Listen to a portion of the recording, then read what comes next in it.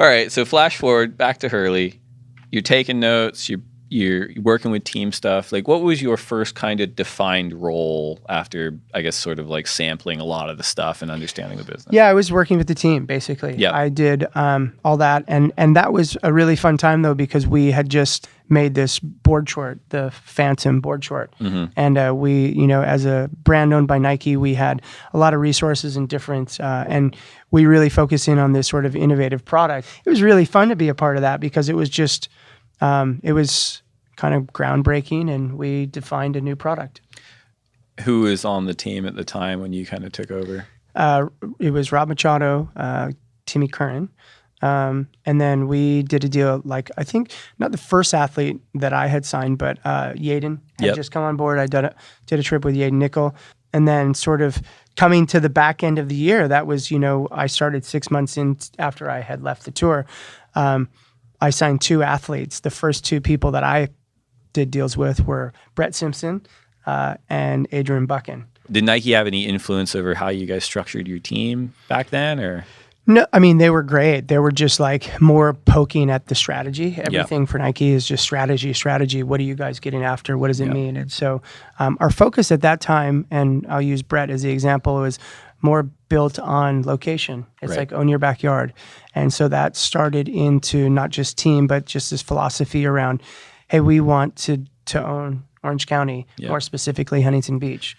And so that kind of rolls into the acquisition of the U.S. Open, plus the store with HSS right out there on Main Street. And then also, at the same time, we picked up the Trestles CT event, which was Boost, and then it became the Hurley Pro. So we sort of bookend the summer, and it was like we were really trying to own that time frame and own Orange County. And at the same time, Nike, the mothership, starts 6.0. Like around 06 maybe. And they've done surfing in the past, kind of weird fits and starts. They really bid in. Like, I think they signed pretty much every major junior talent to a footwear deal, like, and then just 20 and under, and then rolled them up. What was the conversation like between the brands at that time? It was sometimes contentious because if you're looking at future prospects of people that you would want with your brand, we were fighting for the same people, even though we were doing it, in an open forum. Yeah. The main one was Julian Wilson. What was it about him at the time that you really were? I just thought he was young. It was when he was doing his first feature film. Yep. And I just thought that he was just rad. He was explosive. I thought he was going to be a really well-performing professional surfer. We didn't have an A+, like top 3, top 5 sort of surfer. He was kind of the guy that was, He was going to fit that role. Right. And so Julian and I had talked. We had spent a bunch of time together. I put a lot of time into like, hey, let's do this. And then the night before, all of a sudden, it was like, okay, he got a release out of his deal at Quicksilver. And I was like, oh, cool. Like, we're going to get this done. And I got a tap on the shoulder. It said, actually, no. Who taps you on the shoulder in that moment? Bob? Yeah. And they just said, hey, we're, 6.0 is going to do this deal. It makes sense for them right now. They need this. And I was like, cool. It's great. I would have liked to have known that 6 months ago.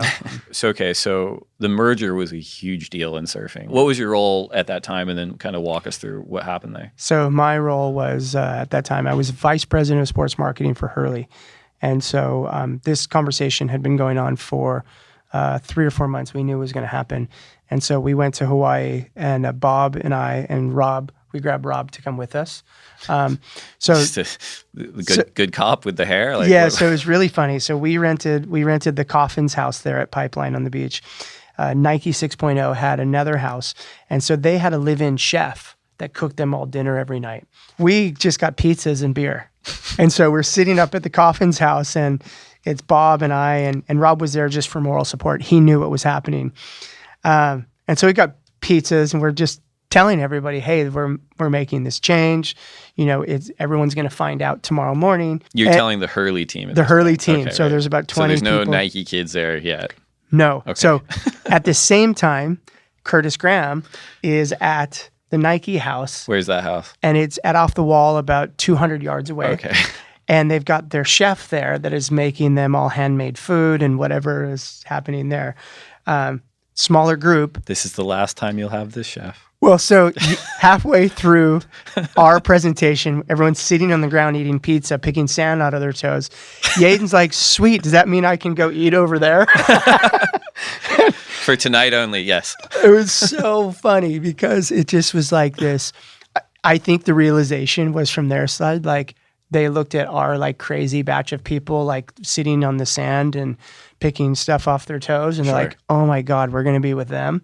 And everybody on our side was like, oh my God, we get to get treated like that. This is amazing. So it was this weird, like, you know, and for, you know, Brandon, who I was working with, Brandon Gilmet, we were sort of like, everything sort of landed on our shoulders, like, okay, expectations and all this, how are we going to live up to what, you know, the people on one side had grown accustomed to and the other people really wanted, but then fit within a budget that is in a business that probably couldn't afford to take on all that stuff. Well, I mean, just managing like talent and egos and expectations on both sides is probably a pretty sensitive thing, because you've got your team, right? That, you know, despite maybe at the time none of them being considered A+ title contenders, like they probably themselves think they are, you know, because that's the mentality you grew up with. Yep.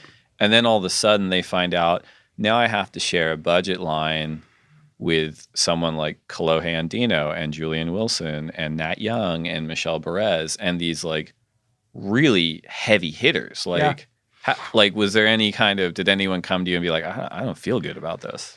Yeah, as the merge happened, there were certain people that weren't super happy. Probably on both sides. On both sides. Yeah. And so we had a very strict policy, because what I didn't want to do is open the door to renegotiate every contract. So I would listen, but basically say, hey, sorry, you know, we'll find our way through it.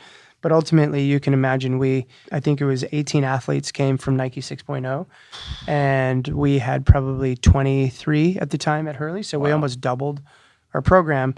From a budgetary standpoint, it probably tripled or more. When all this is happening, you personally are also courting a future 2-time world champion in John Florence, as if your team budget wasn't already insane. Yeah. So the crazy thing is people don't know that we had come to at least a verbal agreement weeks and weeks before the announcement, the Nike announcement. And when Bob and Roger walked into my office to say that this Nike 6.0 thing might happen, the first thing it did was actually tell them, because that, hey, this might happen. Because at that time, it was just a rumor. It wasn't really happening. And then, you know, Terry Hardy was working with John. And so Terry and I finally got down. We went through all the fun, like, details. And finally, it was like, okay, we're good. This is it. Yeah. And that's when I got the phone call that, hey, you're going to Hawaii. You're actually going to tell everybody about the Nike changeover. Right. And so I just was like, oh my God, like, that wasn't going to be a positive thing for John, you know, because it was not what I had been telling him what was going to happen. Yeah. And it was a major change. So I flew to Hawaii, and the first thing I did was like, hey, I'm here for this thing. We're going to reset. And the very next day we started again. And it was a lot. Sure. And you know, it was cool because, you know, John's just so easy and he's rad and whatever, but it was a major change. All of a sudden, it's all the people you're competing against. Yeah. The top people you're competing against now are under the same brand. I think that's just hard for anyone. I mean, it's a pretty insane sequence of events, right? Because you've got your team, you're really happy with them. You go, I need a world title hitter. Like, I need to go get someone. John's coming up. He's coming off his O'Neal contract. Yep. Everyone's going after him. I think I can get him. You know, they send you in because you're affable, enjoyable human to work with. You get him happy, you know, verbal, and then you're probably walking around the office thinking, I did it. I got this big thing. And they go, hey, you know what? By the way, there's another team with a ton of world title hitters that's now going to merge into this one. Like, it was insane. Yeah, it was insane, man. Look, I think I say this all the time. It's like, it's surfing. Like, it's work, and we were passionate about it. We, you know, at the end of the day, like, I feel like connecting to those people was pretty easy because it was like, hey, we're talking about easy stuff here. Yeah. watching. Hope you liked it. Keep it locked here on WSL for all the action. And don't forget to subscribe, watch more videos, and leave a comment below.